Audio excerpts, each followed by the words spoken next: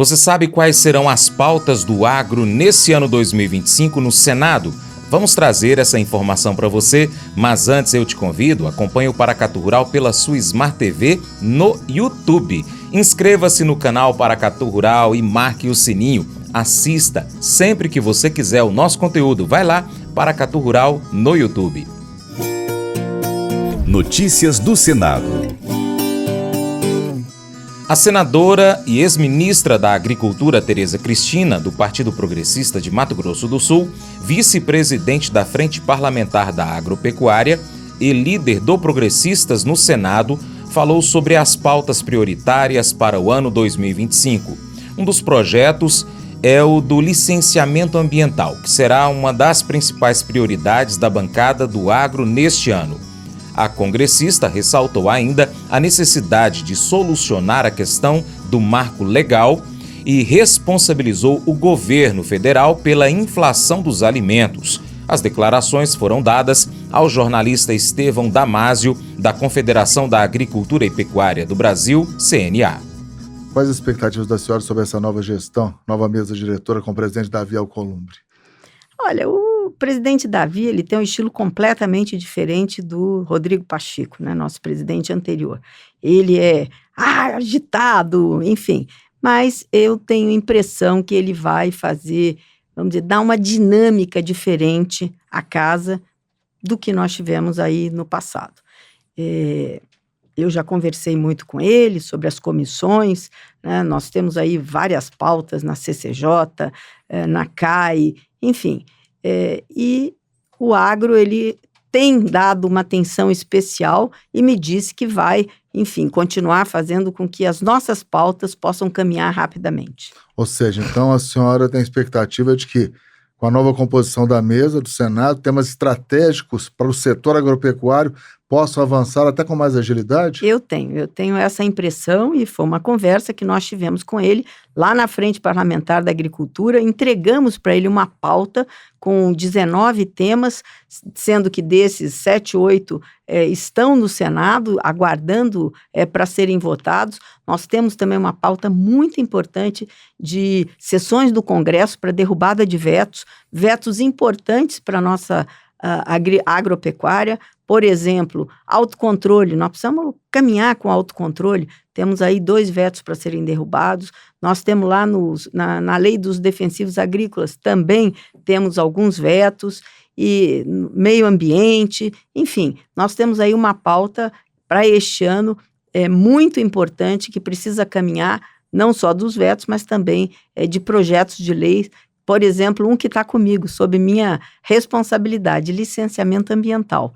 Eu espero que nesse primeiro semestre a gente consiga colocar em votação na Comissão de Agricultura, na CCJ e no plenário. Para quem não está acompanhando tão de perto assim, quais os principais pontos desse projeto de licenciamento ambiental? Porque ele é tão importante e estratégico para o agro. Não é só para o agro, esse é um projeto mais amplo. Ele tem algumas coisas, por exemplo, irrigação. Nós temos algumas travas no licenciamento ambiental que precisam ter agilidade sem precarizar. E esse projeto traz essa agilidade. Não é possível a gente esperar 2, 3, 4 anos por uma licença ambiental. Agora, muito mais do que isso, na infraestrutura, nas cidades, são facilitações que você terá, né, ou desburocratização, vamos falar assim, que você pode ter, sendo que alguns projetos que não sejam projetos como uma hidrelétrica, como uma coisa maior, né, essas precisam estar aqui sob a tutela e sobre a análise do ente federal, mas tem alguns que podem estar sob análise, sobre a liberação do ente estadual ou até mesmo do municipal. Então, não tem cabimento uma pessoa, um produtor rural, por exemplo, que tem uma revenda pequena no seu município, esperar por uma licença ambiental 2, 3 anos do ente estadual ou federal. Descentralizar um pouquinho esse processo. Descentralizar, né? Sem precarizar. Regularização fundiária é um dos pontos que para a senhora merecem também toda a atenção no Senado? Sim, o Senado já votou. Agora ele está na Câmara, tem lá uma grande discussão, mas ele precisa ser votado na Câmara e voltar para o Senado, e aí rapidamente, sem a regularização fundiária, muitas coisas não podem acontecer, até a regularização ambiental fica mais difícil se você não tiver esse projeto de lei votado e aprovado nas duas casas. A senhora acredita que o texto aprovado no Senado possa sofrer grandes alterações na Câmara? Olha, geralmente sofre, mas como ele começou no Senado, foi para a Câmara e volta para o Senado, então, se vierem mexidas melhores, eu acho que o Senado vai aprovar. Agora, se vier alguma coisa de lá diferente, muito diferente, que desfigure o projeto original, o Senado, como ele é a casa por onde iniciou, ele pode voltar ao projeto original. Hoje um bate-papo com a senadora Tereza Cristina, ela é vice-presidente da Frente Parlamentar Agropecuária no Senado, também líder do Progressistas na Casa. Para a senhora, que não pode de jeito nenhum sair desse projeto de regularização fundiária, qual é o cerne, o pilar principal que sustenta esse projeto? Bom, primeiro, a propriedade privada, né? Isso é uma coisa que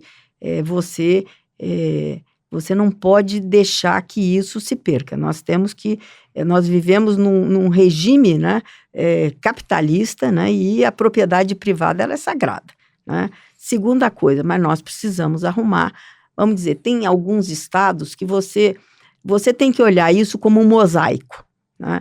E aí você tem, às vezes, terras que você tem alguns andares, você precisa resolver isso. Quem é o dono de fato daquela terra? Quem tem o direito de fato daquela terra? E eu acho que isso, para começar, nós tivemos assim muito problema lá atrás, quando esse projeto passou no Senado. Eu ainda era ministra da Agricultura, eu ajudei um pouco no encaminhamento dele, mas nós, infelizmente, a imprensa entendeu isso de uma maneira errada, distorceu o projeto, dizendo que aquilo era uma PEC da grilagem, e não é.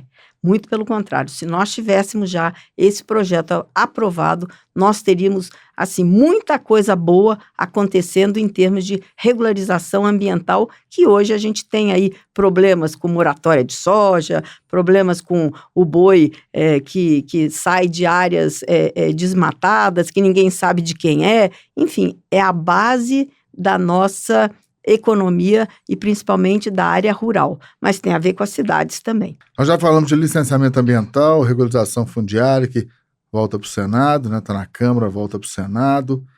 Que outras propostas do Senado a senhora acha cruciais serem votadas ainda esse ano ou até nesse semestre? Olha, nós já votamos uma lei que aprovamos com larga maioria, tanto na Câmara quanto no Senado, que foi o marco temporal.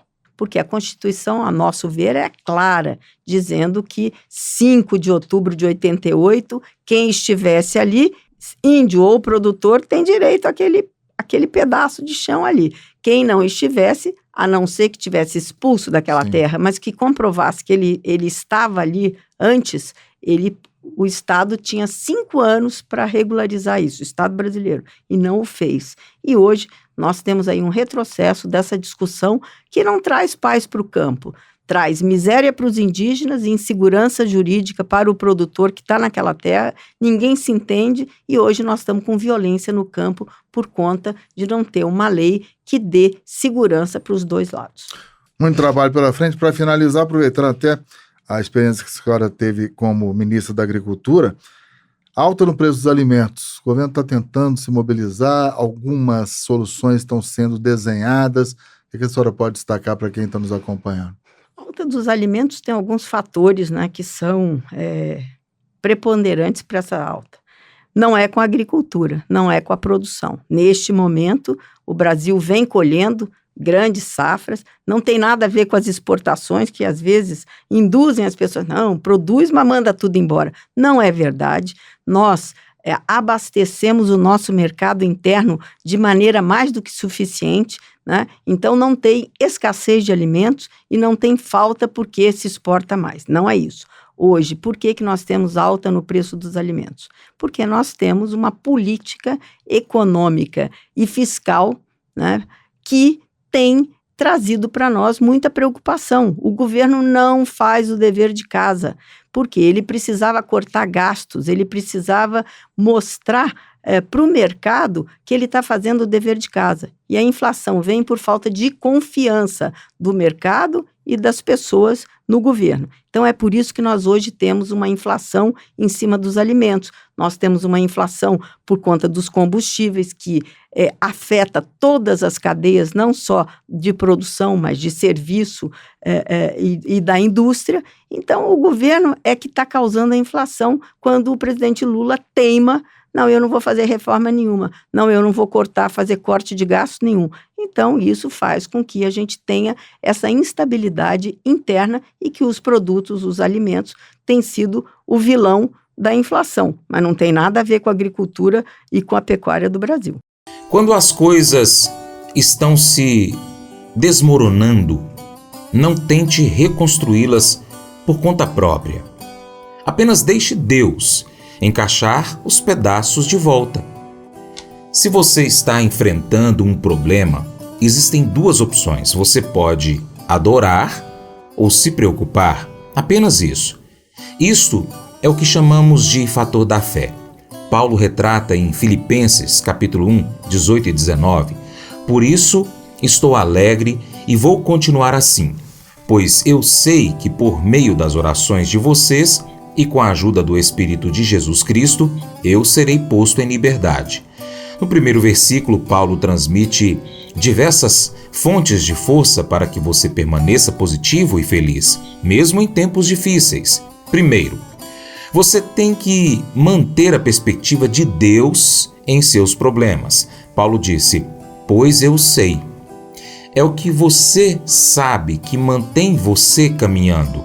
Paulo sabia que Deus estava trabalhando em meio à luta dele e manteve ao máximo a perspectiva de Deus. Segundo, Paulo tinha pessoas orando por ele e isso lhe manteve em sua jornada. Por isto, ele disse: a ajuda do Espírito de Jesus Cristo. O Espírito Santo também mantinha Paulo em seu caminho. Finalmente, ele afirma: eu serei posto em liberdade. Paulo tinha fé que Deus trabalharia em seu problema para o bem, porque ele tinha perspectiva de Deus, as orações dos amigos, o Espírito Santo, a fé. Paulo escolheu continuar assim, ou seja, alegre. É sua escolha estar alegre. Esse devocional faz parte do plano de estudos Hábitos de Felicidade do aplicativo biblia.com. Muito obrigado pela sua atenção, Deus te abençoe e até o próximo encontro.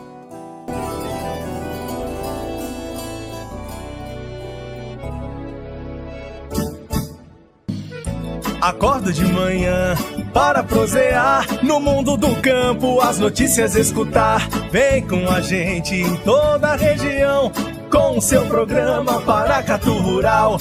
Tem notícias, informação e o mais importante, sua participação.